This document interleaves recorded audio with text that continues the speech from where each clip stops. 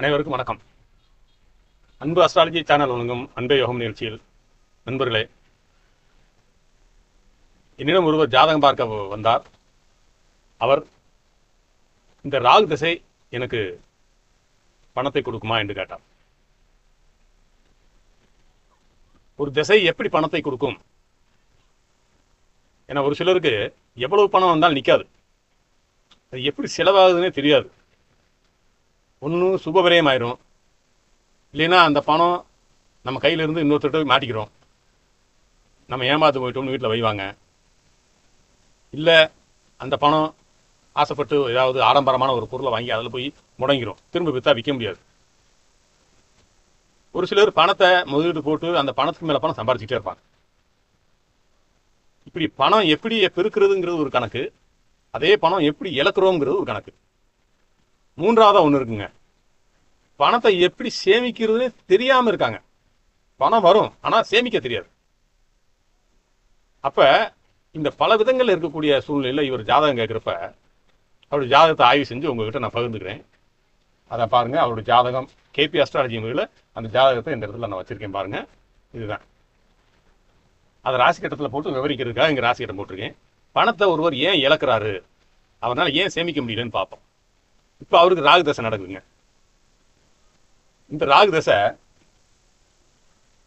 அவர் கடக லக்னம், பிறக்கும்போது சனி ராகு 2ஆவது வீட்டில் இருக்காரு, சந்திரன் இங்கே இருக்காரு, 8ஆம் வீட்டில் கேது இருக்காரு, 10ஆவது வீட்டில் செவ்வாய் சுக்கிரன் இருக்காரு, சூரியன் புதன் இங்கே இருக்காங்க. இது 1.5 வருஷம் 1 மாதம் இருப்பாங்க. ஆனால் இவருக்கு என்ன விதி குடிப்பினை அப்படின்னு பார்ப்போம் நண்பர்களே. ஏன் இவரால் சேமிக்க முடியல அப்படிங்கிறத அவருக்கு துல்லியமாக ஆய்வு பண்ணி சொன்னதை இப்போ நம்ம பகிர்ந்துக்கிறோம் நண்பர்களே.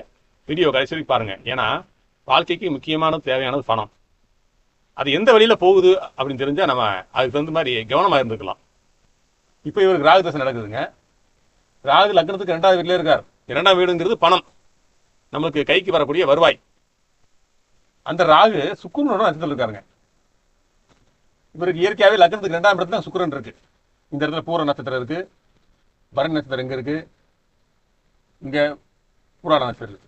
இயற்கையாகவே இவருக்கு 2ஆவது வீட்டிலே சுக்கிரன் இருக்காரு. அந்த நட்சத்திரத்தில் ராகு இருக்காரு. அந்த சுக்கிரன் நட்சத்திரத்தில் இருக்கிறதுனால இந்த ராகு தசை உங்களுக்கு பணத்தை கொடுக்கும் அப்படின்னு சொன்னேன். அவர் என்கிட்ட ஜாதகம் பார்க்குறப்ப ராகு தசை பாதி முடிஞ்சிருச்சு. ராகு தசை 18 வருஷம்னா 9 வருஷம் வரைக்கும் முடிஞ்சிருச்சுங்க. அவர் கேட்குறாரு, ராகு தசை எனக்கு பணம் மிச்சம் வைக்க முடியுங்கிறார். இப்போதாங்க அவர் பாயிண்ட் போய் வராரு. பணம் வருது, மிச்சம் வைக்க முடியலங்கிற வார்த்தை சொன்னார். அதாவது சேமிக்க முடியலங்கிறது தான் முக்கியமான பாயிண்ட்.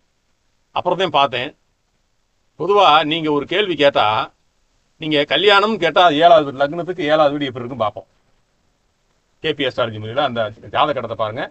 அதில் 7ஆவது வீடு உபநட்சத்திரம் என்ன அப்படிங்கிறத போட்டிருக்கோம். நீங்கள் அதை பிரித்து பண்ணி பார்த்தீங்கன்னா தெரியும்.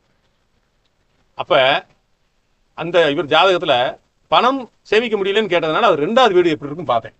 2ஆவது வீட்டில் ராகு இருக்கார், தசை நடத்துறாரு. அவர் ஜாதகப்படி அந்த படத்தில் பாருங்கள், வயலட் கலரில் அந்த பக்கம் 9 கிரகங்கள் எழுதியிருக்கும்.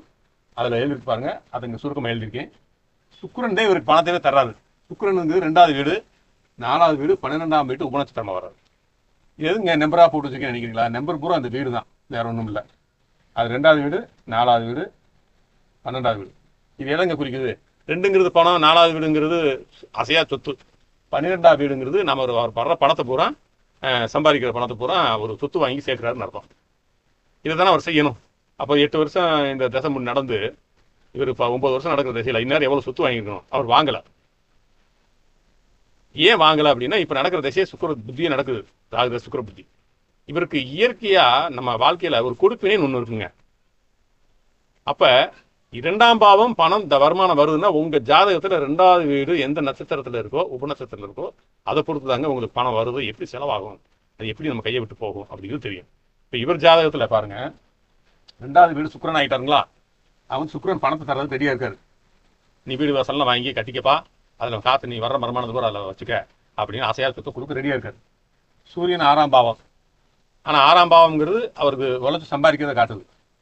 இங்கே இருக்கு பாருங்க, இந்த புதன் இங்கே தாங்க அவருக்கு பிரச்சனையே.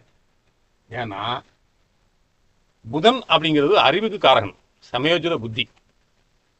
அவர் 5ஆம் பாவம் அப்படிங்கிற ஆழ்ந்த அறிவு அப்படிங்கிறது 5ஆவது வீடு, குழந்தை பாக்கியம்ங்கிறது 5ஆவது வீடு. அந்த 5ஆவது வீடு ஆழ்ந்த அறிவை குறிக்கும். இப்போ இடத்துக்கு தகுந்த மாதிரி பேசுகிறான் இந்த பையன். இவர் பேசியே ஆளை மறைக்கிறவாரு. அவர் பேசலம்மா, அவர்கிட்ட பேசினா நம்மளால தப்பிக்க முடியாது அப்படின்னு சொல்கிறோம் பார்த்தீங்களா. அது பூரா என்னன்னு கேட்டிங்கன்னா புதனோட ஆதிக்கம். ஏன்னா கணிதம்ங்கிறது புதன். அந்த புதன் ஆதிக்கம் நல்லா இருந்துச்சுன்னா ஒருத்தருக்கு வந்து கணித துறையிலையோ எழுத்துத்துறையிலையோ பேச்சிலையோ திறமையாக இருப்பாங்க, நுட்பமாக பேசுவாங்க. இவர் வந்து இந்த 8ங்கிற லக்னத்திற்கு 8வது வீடு புதனும் உபலத்தமாக வந்துட்டார். அஷ்டம ஸ்தானத்துக்கு அறிவு ஆகிட்டார்னு வச்சுக்கிடுவோம். அப்போ என்னங்க ஆகும்? இவர் அறிவு என்கிற புதன் இந்த 5ஆம் வீட்டுக்கும் 8ஆம் வீட்டுக்கும் வந்ததுனால, உபநஸ்திரமா வந்ததுனால, இவர் பணம் வருது, அதை எப்படி கையாளுறது, அதை எப்படி சேமிக்கிறது அப்படிங்கிறது அவருக்கு தெரியல. அவரை அறியாமலே வரக்கூடிய பணத்தை பூரா செலவு பண்ணிடுறாரு. அப்ப இன்னொரு முக்கியமான விஷயங்க, இங்க 8 வந்த உடனே இங்க 6வது வீடு 12ஆம் வீடு 3 வீடு இருப்பாங்களேன். 6வது 12ஆம் வீடு பாருங்க. 8ஆம் வீட்டுல புதன் உபநஸ்திரமா இருக்காரு. அப்ப 6, 8, 12 இந்த பணம்ங்கிற சுக்கிரன் இந்த 3 வீட்டுக்கும் உபநஸ்திரமா வந்திருக்காரு. இங்க எதிர்க்க பாருங்க. அப்ப 6, 8, 12 வரும்போது பணத்தை சேமிக்கிற தன்மையும் அவர்கிட்ட இருக்காது, அந்த மனோபாவம் இருக்காது. அவர் அறியாமலே பணத்தை இழந்துருவாரு. யார்கிட்டயா பணம் போய் சிக்கிக்கிறோம், தேவையில்லாத செலவாயிரும், அல்லது பணத்தினால பிரச்சனைகளையும் சந்திப்பார். அதுதான் இதை காட்டுது. அப்ப இந்த மாதிரி யோக அமைப்பு பெற்ற ஒரு ஜாதகர் 2வது வீடு இப்படி வந்துச்சுன்னா, அந்த கொடுப்பினைன்னு சொல்லக்கூடிய விதி சரியில்லைன்னா, ஒரு திசை கொடுக்கக்கூடிய பணத்தை அவர் பாதுகாக்கிறதுக்கு தெரியலங்கிறப்ப, அந்த திசையில வர்ற பணம் அந்த புத்தி நடக்கிறப்ப இயற்கையாவே அந்த பணம் காணாமல் போயிடும். கரெக்டா சுக்கிர புத்தி என்கிட்ட வந்து ஜாதகம் பார்க்குறேன். அப்ப ஒரு திசையில சுக்கிர புத்தி வரும், ஒரு புத்தியிலையும் சுக்கிரனுடைய அந்தரம் வரும், 9 அந்தரம் வரும். எவ்வளவு திறமசாலியா இருந்தாலும் அந்த பணத்தை அவர் சேர்த்து வைக்க முடியாது. இதை அவர்கிட்ட கேட்டேன், என்னங்கய்யா பணம் வருமே உங்களுக்கு நல்லா தொழில் செஞ்சு, ஏன் பணத்தை நீங்கள் சேமிக்காமல் இருக்கீங்க, உங்களால் சேமிக்கக்கூடிய சூழ்நிலை இல்லையா, உங்களுக்கு அது தெரியலையான்னு கேட்டேன். ஏன்னா அறிவுக்காரன் புதன் கெட்டு போயிட்டான், அதுக்காக அவரை நம்ம குறைச்சி இட போட்டக்கூடாது. அறிவெல்லாம் இருக்கும். இந்த 8ஆம் இடம்ங்கிறது எதிர்மறையான சூழ்நிலை ஏற்படுத்தும். சேமிக்கணும்னு நினைச்சா செலவாயிரும். இப்படி மாற்றி செஞ்சு விட்டோம். அதாவது எதிர்மறையான சிந்தனை அப்படிங்கிறது 8வது வீடு.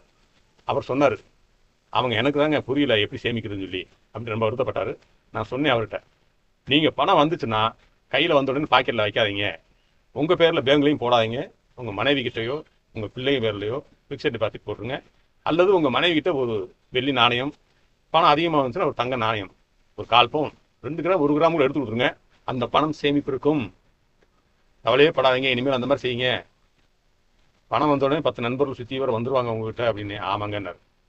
அதனால பணம்ங்கிற விஷயம் உங்களுக்கு விதி குறிப்பினை சரியில்லை. அதனால விதி குறிப்பினை சரியில்லைன்னா அது கடைசி வரைக்கும் நம்ம காலத்துக்கு வந்துகிட்டே இருக்கும். இப்ப என்ன போச்சுங்க, திசா குறிப்பினை நல்லா இருக்கு. சந்திரன் என்ற நட்சத்திரம் தான் திசை, ராகு திசை நல்லா இருக்கு. இது மதி திசை நல்லா இருந்தாலும் விதி அவருக்கு சரியில்லாதனால திசை கொடுப்பதை விதி கெடுத்து விட்டது. அதனால விதி நன்றாக இருந்தால் ஒரு திசை சரியில்லைனாலும் அடுத்த திசையில் நல்லா இருக்கும், ஒரு திசையில சரியில்லைனாலும் அடுத்த புத்தியில நல்லா இருக்கும். இப்படி மாறி மாறி தாங்க வரும். அவங்க விதி நல்லா இருக்கணும். அனைவருக்கும் வணக்கம். இரவு நாளால் எல்லோரும் நன்றாக இருப்போம். இன்று எல்லாரும் கேட்குற கேள்வி பணத்தை பற்றி நிறைய கேள்வி கேட்குறாங்க. மாதம் முழுக்க சம்பாதிக்கிறாங்க, மாத கடைசியில் இல்லாமல் போயிடுது, வருத்தப்படுறாங்க. அதனால தான் இவர் வீடியோ உங்களுக்கு சொன்னேன். இதேமாதிரி பணம் எப்படி வருது, எப்படி போகுது, ஏன் நம்ம கையில் நிற்கலன்னு பார்த்துட்டு கவனமாக இருந்துட்டா நம்ம பணத்தை சேமிக்கலாம்ங்கிறதுக்காக இந்த வீடியோ உங்களுக்கு போட்டு சொல்லியிருக்கேன் நண்பர்களே. அடுத்து ஏன் கல்யாணம் தாமதமாகுது, அது விதி குறித்து எப்படி இருக்குது அப்படிங்கிறது அடுத்த வீடியோவில் பார்ப்போம். நன்றி, வணக்கம்.